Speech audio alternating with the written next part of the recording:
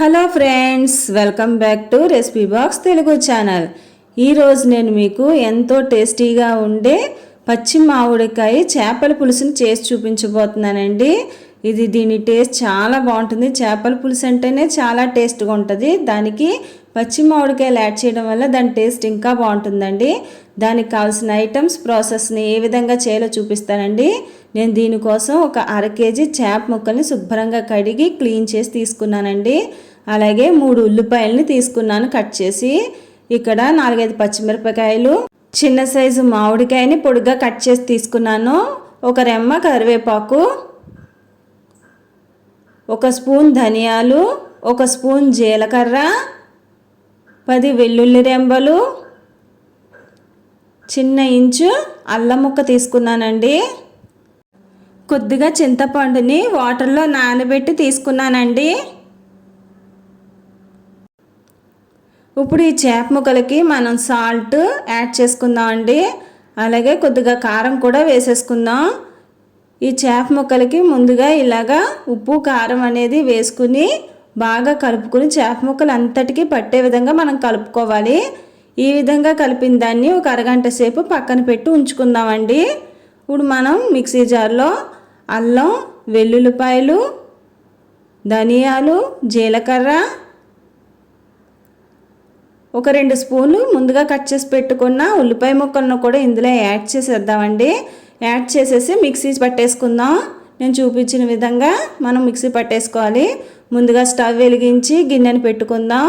గిన్నె హీట్ ఎక్కిన తర్వాత దీనిలోనికి మనం ఆయిల్ని యాడ్ చేసుకుందామండి. చేపల కూరకి కొంచెం ఆయిల్ ఎక్కువగానే పడుతుందండి. ఇప్పుడు దీనిలో కట్ చేసి పెట్టుకున్న ఆనియన్స్ని వేసేసి కొంచెం సేపు వేగనిద్దాము.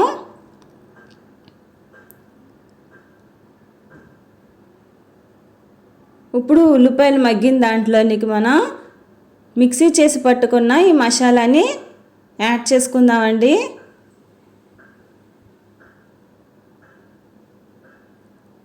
ఒకసారి కలిపేసుకుందాం. ఈ మసాలా అనేది పచ్చివాసన పోయే వరకు వేయించుకోవాలి.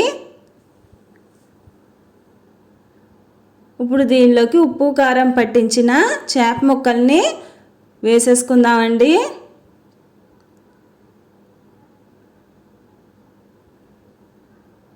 ఒక 5 నిమిషాలు ఇలాగే ఉంచేసి దీనిలోనికి చింతపండు పులుసును కూడా యాడ్ చేసుకుందామండి.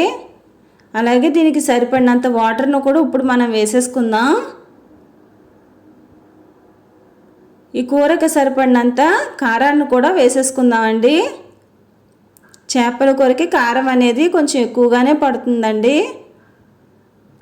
పచ్చిమిరపకాయల్ని నేను చూపించిన విధంగా మధ్యలోకి కట్ చేసి వేసుకున్నాను. చేపల కూరకి ఈ విధంగా వేసుకోవడం వల్ల కూర అనేది టేస్ట్గా ఉంటుంది. పచ్చిమిరపకాయలు అన్నీ కూడా వేస్తానండి. ఇప్పుడు మూత పెట్టేద్దాము. ఒక 10 నిమిషాల తర్వాత కూర ఈ విధంగా ఉంది. ఇప్పుడు దీనిలోనికి మనం సన్నగా పొడుగ్గా కట్ చేసి పెట్టుకున్న మామిడికాయ ముక్కలను కూడా యాడ్ చేసేసుకుందామండి. ఒకసారి కూరని జాగ్రత్తగా మనం గరిటతో కలుపుకుందామండి.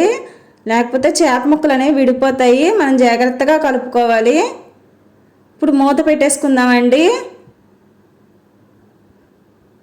ఒక 15 నిమిషాల తర్వాత చూద్దాము. కూర అనేది రెడీ అయిపోయిందండి. ఈ పులుసు చాలా బాగుంటుంది. వేడి వేడి రైస్లోకి ఈ పచ్చి మామిడికాయ చేపల పులుసు వేసుకుని తింటే టేస్ట్ అదిరిపోతుందండి.